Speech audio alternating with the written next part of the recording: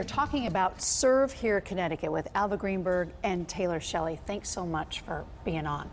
Describe to me what Serve Here Connecticut is. CT. CT. It is Serve Here CT. It's a program for millennials, 18 to 29-year-olds, where we're creating jobs in the nonprofit and social service and education fields for their full-time, ongoing jobs, and we're also reducing their college debt. Where did the idea come from, Alva? Well, long ago. It was founded in 2013. In 2013, you put this into play. I did, and the reason it's called Serve Here Connecticut is because originally it was just going to be called Serve Here, and it was going to be a national program, and it was going to promote national service for all of our youth. But that kind of dream became quickly dissolved with all of the morass that's going on nationally.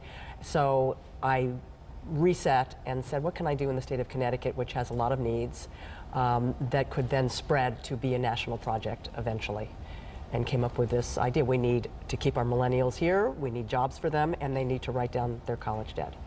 How much help did you get in founding this? I got tremendous help from Tom Gulata, who was for 30 years the head of Child and Family Agency, a social service agency in New London, Connecticut, and who's also very politically savvy. And I am not politically savvy, so he has really helped to shepherd this through this is a public-private endeavor, and getting public funds, which we have from the state of Connecticut for 2 years. He was instrumental in that. He was also instrumental in getting the book that we are having published by Springer Publication put together, because he has co-authored about 30 books. We'll get to the book in just a second. Now, enter Taylor Shelley. Hi. You are one of 5 fellows. You're calling them fellows. What is a fellow with Serve Here CT? A fellow is an individual. We're all between the ages of early 20s all the way through 29, and we are most of us are in our first stages of our careers. We're looking to promote our careers. We're looking to better ourselves for our careers, but also for our communities, and we all want to do better for the state of Connecticut. So how are you going to serve the state of Connecticut? How are you going to do that? Well, one of the criteria for a fellow is that we all work in nonprofit, and through our nonprofit agencies we hope to better our communities as well as the state. We are also all involved in volunteer projects, and a lot of that is supported and promoted through the Serve Here CT program. And you're a brand new Connecticut resident because you're from Texas originally, correct? Yes, ma'am. So how, so how are you finding Connecticut? And as being a fellow with Serve Here CT, you're really on the ground floor of this. So the 5 of you, I would think, are going to go out and shepherd this organization. How do you think this is going to go as a millennial serving the state of Connecticut from Texas? From Texas. Well, from my experience, it's been a little more difficult for me because I'm not from this region. There's a lot I've had to learn about the region. I was just telling Alva in the car, I was made fun of my first year here because I would say Coke instead of soda. Oh, every yes. carbonated beverage is a Coke. It's not pop. It's not pop. No. It's not pop. That's awful. So it's just a matter of learning the state, learning the area, learning the community, the needs of the state, and all of us working together to meet those needs and just be better citizens to do so. Alva, how did you find your first 5 fellows?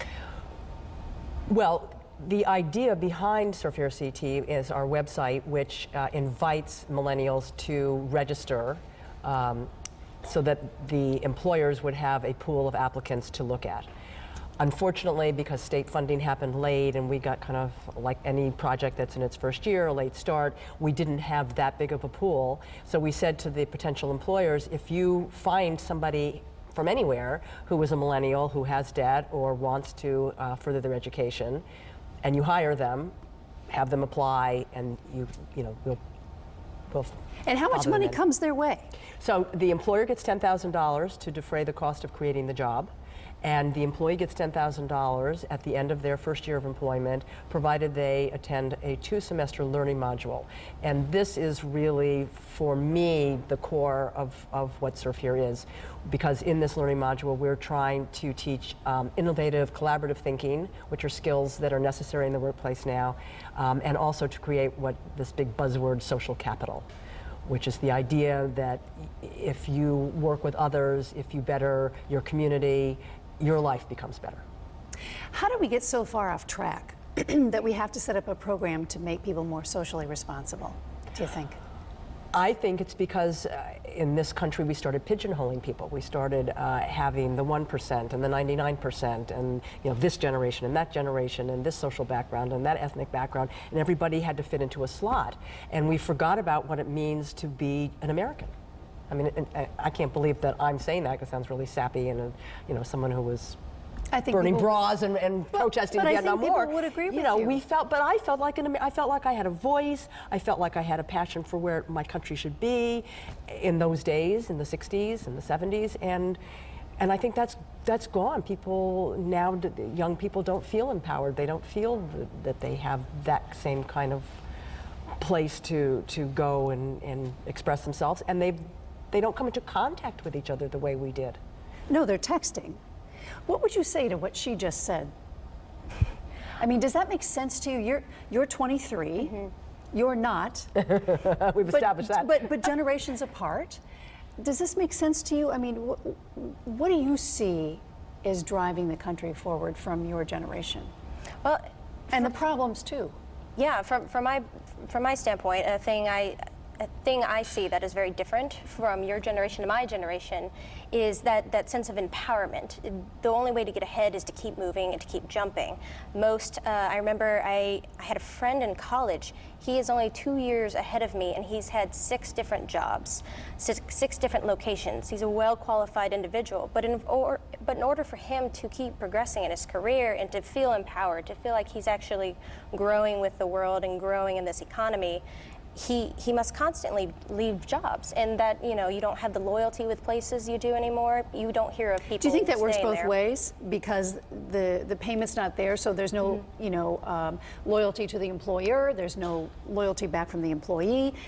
You're speaking our same language, but we're many decades apart. Certainly. So 5 fellows. Do you think you know where Serve Here CT will be in 5 years?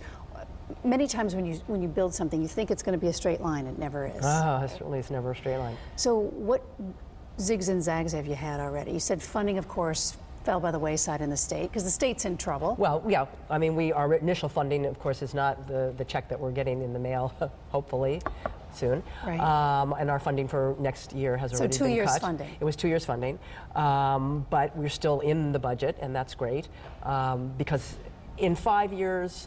We're hoping that this will be a project that is all over the state. Right now we're in Eastern Connecticut.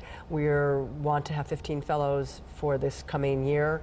We're not sure we're going to be able to get them all in Eastern Connecticut. We're looking at moving down into the New Haven area. But I would hope in 5 years that this is existing around the state name, maybe, and that it's starting to move out to other states. And there's the Serve Here CT that can go. We have determined that there are 23 states in the United States that have the same issues that Connecticut does, where they're losing their young people, where there's a lack of jobs, and we know that all over the country there's a big problem with college debt. What are employers saying to you? The few that you've gathered around, are they thrilled by this? Tell me why.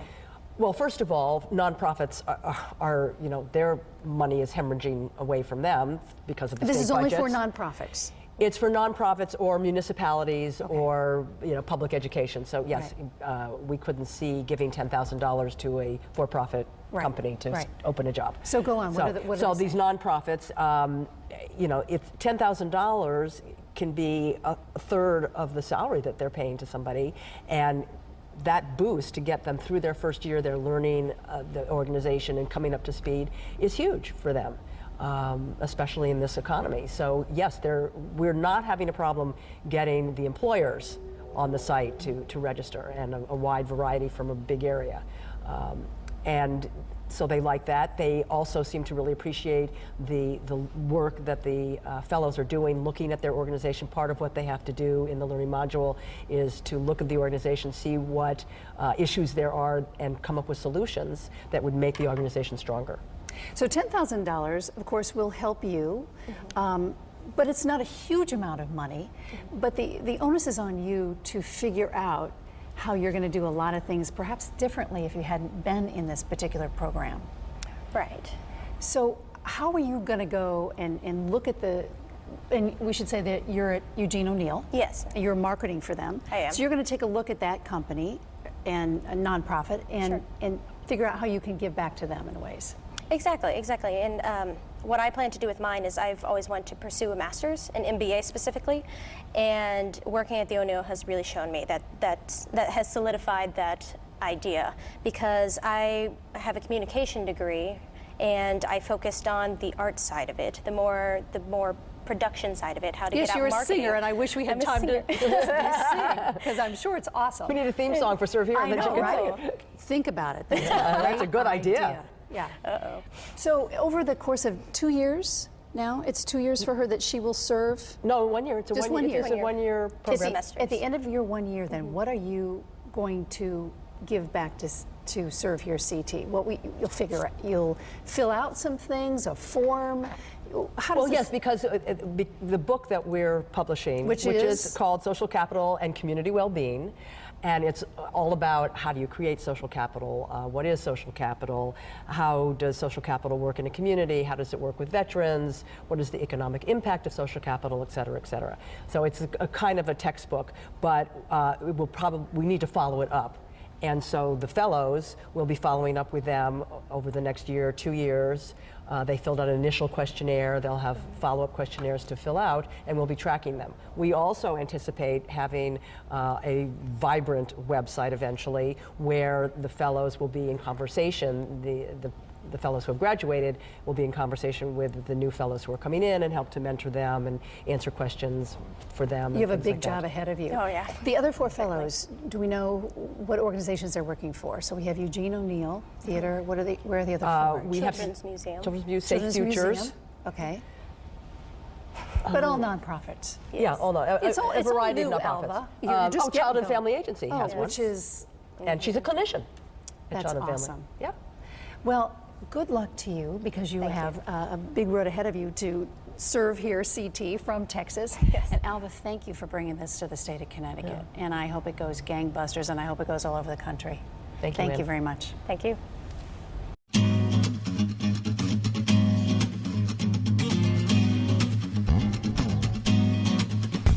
Made a trivial pursuits when one missing. Who is this girl I spend all night kissing? And if one was right here, then who else is missing? Got a little sidetracked to find myself wishing to find the keys to the door, but it's also a metaphor. Need to keep locked in the grocery store of my mind, just to save time. I'll skip right ahead to the last ride. The harder we look, the less we can see. Don't you know, that you need me.